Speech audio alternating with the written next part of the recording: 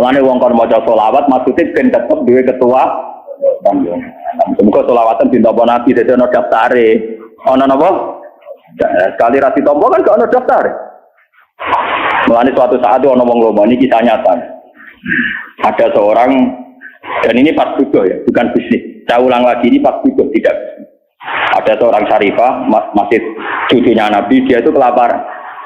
Dia kelaparan, walhasil dia itu minta sama seseorang. Ya bulan saya minta uang, saya ini sudah 3 hari tidak makan. Memang benar-benar dia kelaparan. Si Fulan tadi menjawab, apa bukti bahwa Anda cucu Nabi? Kebetulan syarifah ini lupa silsilah nasab. Ya saya tidak punya bukti, itu tidak dikasih. Orang ini terus, untungnya orang ini setengah kiai masih diingatkan Nabi. Suatu saat dia terus ngisi di Roro Mahsar. Orang sibuk kayak apa di Roro Mahsar. Terus dia ketemu sama Nabi. Ya Rasulullah, semua orang itu bingung minta syafaat engkau. Saya ini umatmu. Nabi jawab, apa buktinya? Dia bangun golek mergo. Bukan Nabi dia tanya, apa buktinya? Ini masih mendingan diperingatkan. Wah, apa kapok tenan den waduh. Mana kita kira orang bukti nih loh, masa santriku, butuh golek bukti Gusti. Kan orang aku saya kan tidak mengeluarkan sertifikat. Jadi kalau sujud Anda tidak diterima, artinya rajin tulis yang notaris Tuhan, paham ya? Mulane syarat ibadah ditampa ana kira mangka tidin ya alamu nama tab alun. Kudu nganti ditulis. Jadi syarat ibadah ditampa kudu nganti ditulis. Untuk sampai tulisannya sampean bulet-buletan tip-tipan. Lho nggih ngamal wong ngeten misale sampean saiki salat ikhlas. Bariku kecampuran riya mbek malaikat dibuset. Bar sedekah bariku undat-undat dibuset meneh. Bariku bar sedekah pamer dibuset meneh. Mulane disebut Quran la tutulu sadaqatikum bil manni wala. Iya ana catetane tapi catetan dihapus busuk dicorek. Lah sampean laporane kun ndi catetanmu? Paham? Makanya pangeran sering ngendikan wala tutulu amalakum. Ibadah itu batal loh. Misale sedekah batale bil manni wala. Begitu juga mulang, itu batalnya orang undat-undat. Mulanya termasuk sirine kena apa kalau ulama rasa seneng diswani, rasa seneng kenal. Tak kenal karena undat-undat. Jadi kabeh ulama distrik yang saya tiru dalam hal ini Sufyan Ats-Tsauri. Sufyan Ats-Tsauri itu ulama yang enggak mau kenal santrinya. Mulang ning didi tapi syaratnya suatu saat dia kecemplung sumur. Saya pengen aja dulu ulama gede kok kecemplung apa. Oh, saya mengira dulu seni. Pulau separuh ada di Sufyan Ats-Tsauri, tapi mungkin sampai 2/3%. Dan arah kenal kan gak kepin udah kenal orang udah dia. Gimana itu kenal kalau saya elek itu kenal sama Sufyan kadung takdir, napa? Ayo bareng kecemplung sumur itu didelok wong akeh cek kayak pengumuman ngene kan sumur ning Arab ku ning itu teng Irak ya bae Sufyan Ats-Tsauri ini guru Imam Malik termasuk yang Imam Syafi'i di murid Imam Malik. Imam Malik punya guru Imam Malik. Imam Malik punya guru di atasnya lagi. Termasuk Sinten Sufyan Ats-Tsauri itu populer juga. Dan itu gelok wong akeh. Dia itu lama terkenal. Enggak ada hadis Bukhari Muslim yang tidak menyebut Sinten Sufyan Ats-Tsauri. Ini gue cek ngumumno. Apa di antara kalian tuh mau nolong saya semua? Iya ya Imam. Tapi hal minkum mayasmaul hadis. Apa di antara kalian pernah ngaji saya? Semuanya pernah, kalau begitu saya tidak mau. Berkau khawatir saat itu aku jadi opai dia mulan nopo. Modal kalian itu. Gue lah mau kira tahu gaji dia kakelan. Berkau saya kawasan gue tahu gaji. Sampai sore melarat dia karuan. Wah, lu kangelan, akhirnya orang semua wajib boleh lihat itu kewangilan. Gue tahu kenapa suka gue tenang, ya beneran.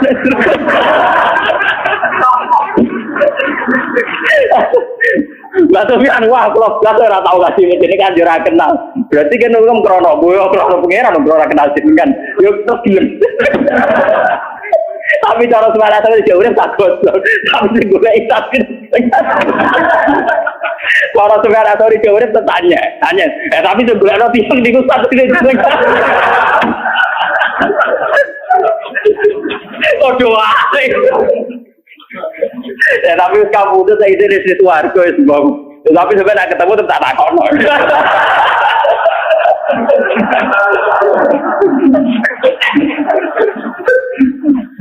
Lah Sufyan Ats-Tsauri dalam madzhab ini itu diikuti Imam Ghazali dalam kitab Minhajul Abidin.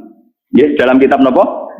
Imam Ghazali itu madzhabnya Syafi'i, tapi dalam masalah murid dia mengikuti Sufyan Ats-Tsauri dan itu yang saya tiru. Cuma aku ya tepan ono sing kenal Mustafa barang nang paksa. Ora dikongkon moro-moro. Jadi gue senang padahal orang karepku. Iya karep beda ini. Sufyan Ats-Tsauri itu diikuti Imam Ghazali. Makanya di Minhajul Abidin itu Imam Ghazali menerangkan, jika Anda punya penyakit hasad sama orang mukmin karena kamu vonis medit atau kamu vonis apa, maka kuncinya satu, kamu jangan kenal. Misalnya kita Pak D, Pak Le, konco, gue nganti ngukumi medit karena apa? Karena kenal. Sampean tahu uangnya itu 1 miliar, tapi nggak kayak gue mau 5.000. Sampean tahu dia punya mobil 3 nyileh ora oleh. Kamu kenal karena kamu tomak, karena kenal kamu tomak. Kalau tomak terus punya kriteria, nak ganggu juga kayak barani medit, gaji mobil barani, ketemu rata kok barani angkut. Padahal mungkin di Jakarta, di Surabaya, di Medan banyak orang lebih angkuh, lebih medit. Tapi karena kamu tidak kenal, tidak pernah menfonis kan? Karena tidak kenal. Makanya Sufyan Ats-Tsauri ketika dia tanya, kenapa Anda, kata Nabi kan orang disuruh banyak kenal orang, tapi engkau kok kebalikannya. Ya berkenal kenal terus kecewa, nanti terus kenal ya Allah. Jadi kalau sampai ini takdir, nak takdir lah, nak maksudnya takdir kenal ini oleh. Makanya saya itu tidak mau, meskipun kalau kiai populer mau organisasi, nah organisasi orang hisape, berpaham gitu. Tapi nak takdir kan, mana hisap pangeran? Sing pulau pun kenal Mustafa di sini tentu Gusti. Karena kan nggak lewat organisasi. Makanya saya punya teori ini, misalnya gelas saya sering ditanya sama kiai-kiai di tempat, terus kenapa Anda jarang silaturahmi buat nanti tindak? Juga gak senang ono tamu. Gelas itu kalau rawan pendeta, dia jangan jejer, karena rawan pendeta. Sama seperti kita sebagai kiai, mungkin punya istiadat yang beda dengan kiai lain. Itu kalau sering ketemu malah rawan jejer. Tapi kalau tidak pernah ketemu kan ya sudah. Lana amaluna walakum amal. Ya sudah. Makanya ini siri saya kenapa sama dulu tuh banyak loh santri-santri sarang yang dulu ngaji saya itu kalau kolnya bapak itu minta undang sampai nangis. Lagi legus kole bazuber kol sarang dengan undang kole apa jenengan kok jenengan nanti enggak susah teko. Bukan bapak, saya ini merasa ada siapa-siapa. Itu sampai nangis, semua suara saya tuh. Bu, kalau nak kole apa jenengan tidak kak. Itu sampai orang setengah kali. Acaranya bareng noni rembang, buatan jualan aku mampir. Bukan bapak, ini sebetulnya ilmu ya. Ini memang kalau kita terlalu kenal mungkin banyak target. Ngaku murid kok gitu-gitu saja ruwet. Jadi kita juga punya trauma sama orang yang kuper, yang ragilem kenalan. Tapi juga punya trauma sama wong yang kenal terus diorganisasi. Itu ngasih lo duit jadi bundi-bundi uang itu juga saya khawatir. Kira aku donat aku, tapi sama tak didonat. Biar kejagalan sampean pada saat itu terjawab. Tapi kira sampean udah khususnudan dan aku di alasan itu. Tapi kan tetap saya paham, mungkin nggak tahu mulang, nggak tahu sinau. Itu secara suruh gak mang kecemplung seumur. Agar wong penulung deh. Alming kumayas maul haji samini. Apa di antara kalian pernah ada ngaji haji sama saya? Ya siapa? Kuluna pernah. Kita semua Idan saya ada butuh. Mau tenang ditulung. Wah akhirnya mau kuliah nongol sih orang kenal akhirnya gelem. Mereka orang tahu ngaji deh. Tetapi kalau rumah lain sebenarnya tak tahu nangis suara. Tapi sing golek tetap santri ini. Iya, kira-kira jawab dia kubinya. Paling ini cangkem banget. Tapi terserah kau. Ya kan, ya kan gak mungkin awal musuh pas warga bukan. Kan di luar ulama-ulama ngoten. Lah apa kesulukan ulama, lah apa kesulukan totalan duit rapat di duit. Paling cocokan ngoten iki. Itu Imam Ghazali ngikuti itu. Karena Imam Ghazali sadar di era beliau, Imam Ghazali lahir tahun 400 saja. Kapudutnya 505 Hijriah. Ya, kalau balik lagi. Imam Ghazali lahir tahun 550, kapudutnya 505. Itu era-era orang-orang hebat. Itu sono drengki. Imam Ghazali pernah jadi rektor Nizamiyah. Itu diangkat oleh presiden namanya Nizamul Mulk. Itu sudah banyak yang drengki karena kumpul orang mesti ya difasilitasi namanya rektor. Di Baghdad itu dulu sudah masih. Dia akhirnya minggat, gawa timbar sok jam jahit, minggat ngalah. Ya dia kalau ditanya, dengan mulang gua manfaatnya ada. Jadi dia nih, ya tapi madarotnya ada, kayak wong hasud wong drengki. Tapi jenengan kan manfaat. Nah aku ngerasa manfaat malah ra manfaat juga ilmuku pangeran. Aku nak ngerasa manfaat malah gak manfaat. Pokoknya sing kang ngadani dibantah. Mungkin wis kenal pangeran dikandani. Akhirnya ditakok atir takok. Takok dia betul tiba.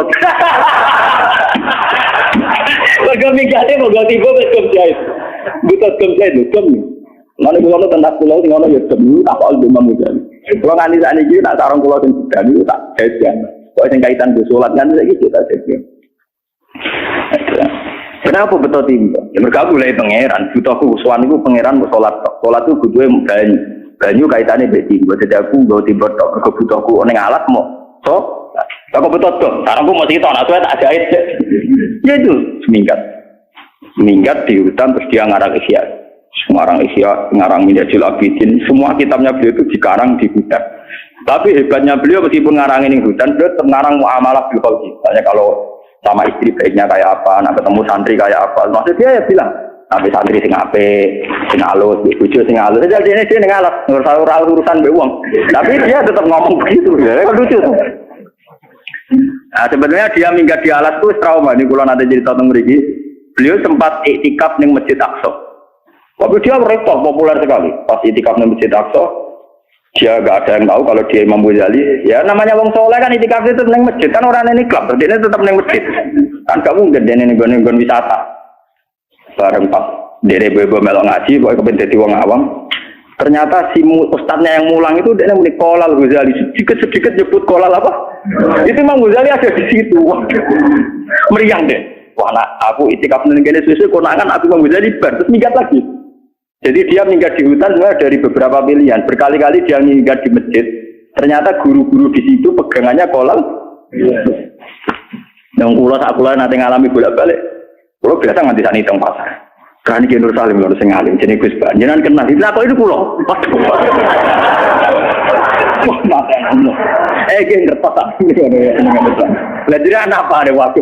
Jenengan ku aneh-aneh mboten urusan kulo.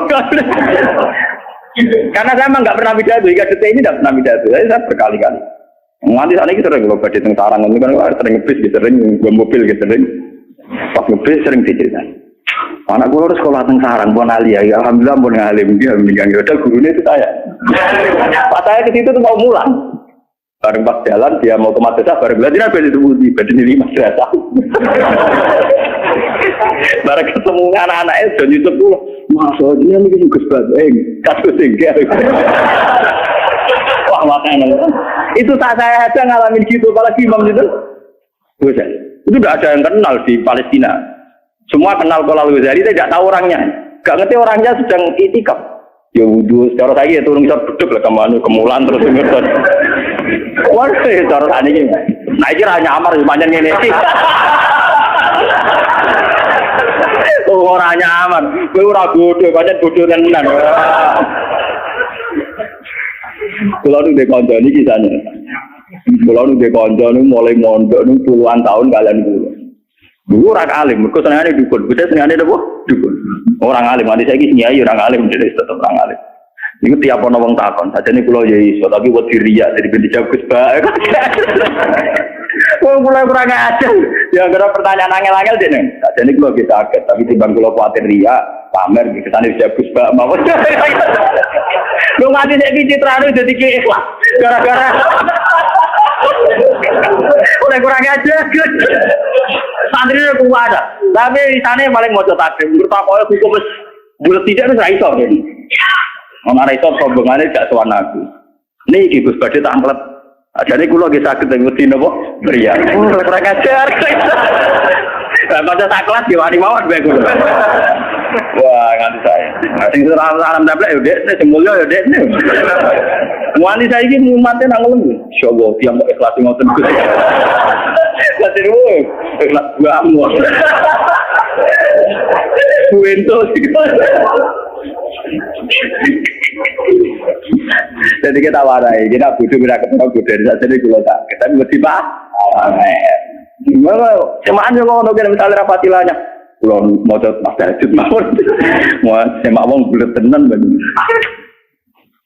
Paham ya? Jadi ini kalau peringatan jenengan. Jadi nak sampean kenal tiang niati silaturahim. Silaturahim bagian dari sunnah Rasulillah. Tapi nak ra kenal wong niati ngilangi hasud drengki gedeng. Mergo wong drengki gedeng hasud mesti krana nah. Jadi agama itu senengane melihat dua sisi yang baik semua. Nak kenal niati silaturahim, nak ra kenal niati ngilangi sifat kebencian. Karena orang itu bisa benci, hasud, tomak kalau Nah ini Imam Syafi'i itu lucu. Saya berkali-kali punya kitab yang Durur Syafi'i. Itu hanya nasihat-nasihatnya Imam Syafi'i. Unak nasihati dibak menangi dhewe. Mau rata-rata ulama iki kados kula ngene. Iki cangkeme elek-elek tapi apik. Ana muridé cerita. Ya Imam Syafi'i, saya ini punya tonggo gedeng kula sepundi. Man asa ilaika faqad atlaqaka. Wong ngeleki kowe malah enak to kowe bebas. Ora ngara utang kowe, misale kowe mobil mbok selip yo pantes wong ora teneng ku. Misale kowe digawe ra kok berkat yo pantes wong ora teneng. Terus Imam Syafi'i nak ngomong penak. Saya tahu apa lafalnya. Man asa ilaika faqad atlaqaka. Wong elek mbek kowe, ku merdekakno kowe.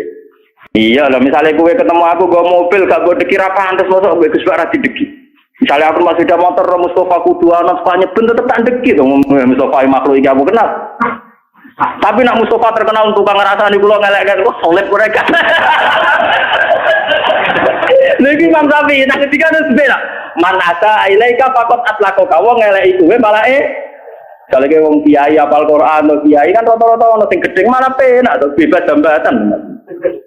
Nah, lana sing apik iku lho, sing apik iku ya dibagusi wong perintah Kanjeng. Kabeh sedanten ya apik kabeh, menyang pangeran gawe ku apik kabeh. Cuma kowe utek iso nampa ta ora. Muridnya nih antal imamnya jenenge imam tenan. Lah kula ngaku mantap sing ngoten. Pokoke enak. Hanya ditakdir kenal, misalnya kalau Mustafa ditakdir kenal, anggap aja silatur, nanti ditakdir kenal, ngilang no visa.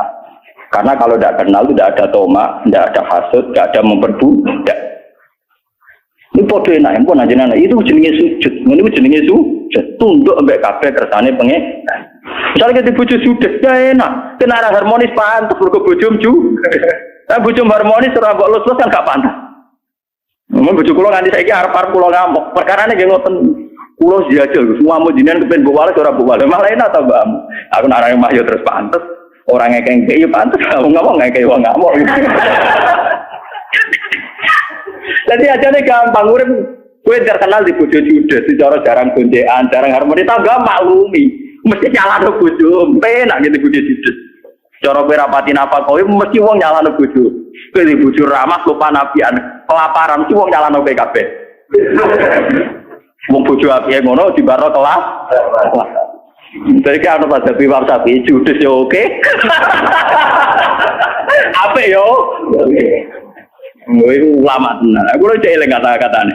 Man asa ilaika faqat atlaqaka. Wong sing eleki kowe berarti bebasno kowe. Bebas tenan. Wong tukang ngrasani kowe elek kowe ketemu ning jualan cek apa solid kan cek ame. Kono yo maklumi. Perkarane jen musuhe. Wah kowe damai. Nah, kalau nu juga kata-kata Duror Syafi'i. Terus Imam Syafi'i lucu gitu, Pak. Niki sing kabeh hafal Quran. Akhir bunyi maca Quran lu khatam. Jadi lu hebat Imam Syafi'i timbang Gus Dur. Nah, Gus Dur tak kaya Gus, ada ini orang rasional kenapa kok sering ning kuburan? Tapi sama orang hidup ditipu melulu. Dari konconan umurnya bentuk bodoni wae. Nah, orang mati kan sudah tidak bisa apa? Menipu. Iku yo nane Gus Dur. Jadi Gus kenapa sering ke kuburan? Habis dengan orang hidup sering apa? Ditipu. Nah Imam Syafi'i walian. Tiap malam tuh khatam Quran. Itu Imam Syafi'i sudah gitu itu masih kalah dengan Imam Bukhari. Imam Bukhari itu kalau pagi itu khatam sampai jam 4. Malamnya bayi khatam lagi sampai subuh. Jadi satu hari dua. Kalau ditanya kenapa Imam Syafi'i kok bisa khatam Quran tiap malam dan ini? Lah iya jagungan sampai wong sing tak senengi wae asik. Jagungan mbek menungso sing pinter wae asik. Pemeniki jagungan mbek pangeran. Memang jagungan mbek makhluk ada jagungan mbek napa? Pangeran. Jadi dia ya asik saja. Dan dia dengan penuh ta'azzuz. Ta'azzuz itu angkuh tapi benar. Kalau bahasa Arab itu ya kalau sombong itu takabur. Tapi kalau sombong tapi benar namanya ta'azzuz. Namanya ta'azzuz. Jadi kalau sombong benar namanya ta'azzuz. Dari Imam Syafi'i, "U'idzu nafsi an ayatakallama bi makhluqin." Saya ini menghormati diri saya. Kalau saya bisa jagungan dengan Allah, ngapain jagungan sama makhluk? Jadi dia kok ngaji kok eling penjagaan Mustafa. Ah makhluk anceng. Mau Quran meneh. Cale kangen bojo anak. Ah makhluk terus no. Sampai dia ringan baca Quran khatam karena dia mikir daripada jagungan mbek makhluk ora jelas. Ada jagungan mbek sinten? Allah Subhanahu wa ta'ala. Ulama dulu itu tertanam, ini namanya mikir. Dia sudah tertanam mikir. Sama seperti Sayyid Zainal Abidin itu pernah dia sholat, terus rumahnya itu roboh, kebakar. Ketika kebakar orang teriak-teriak, ya Sayyid Zainal Abidin, rumah Anda ini terbakar. Dia sholat asbab. Sampai orang memadamkan api, bajunya mulai kena api itu dia masih sholat. Ketika ditanya, apa tadi Anda merasa ada api? Tidak, saya tidak merasa ada apa-apa. Kenapa Anda tidak merasa apa-apa? Saya sedang asik dengan Tuhan. Tapi tadi ada api, masih menakutkan murka Tuhan. Aku kena geni paling mati, nak kena murkane pangeran. Gak barbar nganti dunia nopo. Itu orang dulu. Jadi orang-orang dulu itu memang wakorofikal di hatinya sudah tertanam begitu. Tidak sekedar tolak rutinitas. Tidak, ada sekedar. Memang mereka sudah punya prinsip bahwa kebutuhannya kepada Allah itu hebat. Sampai Imam Syafi'i itu janggal. Wong kok asik jagoan gue makhluk itu maunya apa? Itu dia setiap malam baca Quran khatam. Terus pagi biasanya orang mereka 7:30 baru ngajar. Ngajar sama muridnya namanya Imam Muzani, Imam Buaiti sama Imam Rafi. Kalau ngajar beliau Imam Rafi bagian nulis, terus Imam Buaiti itu teman berpikirnya. Sama Ahmad bin Hambal itu termasuk ngaji. Ya ngaji aja ditanya. Paham gitu. Terus ini pentingnya mikir. Nah itu sujud namanya. Dia sudah tahu. Kan kita misalnya sampai takut pengiran itu jawab. Mungkin nak sholat tiro, apa khusus 10 menit. Nah jagungan paling cepat setengah jam itu. Apa lebih asik kamu jagungan sama si asik ketimbang sama saya? Kena itu jawab. Misalnya Allah tanya, mungkin nak sholat pas khusus berapa menit? 2 menit. Tapi nak gue jagungan lebih kuatin paling cepat tiro, setengah jam. Apa betul Fuadin lebih penting ketimbang saya? Lebih asik ketimbang saya? Kena itu jawab, ketok. Tidak bisa kan? Mulanya kulon paling pede pas ngaji, kan pulang pangeran, terang lo pangeran. Mulanya kulon tak lagi capek. Ini penting kalau aturakan biar sampean itu tidak terjebak. Jadi ini masalah prinsipnya orang alim. Biar sampean tahu khas-khasnya orang alim.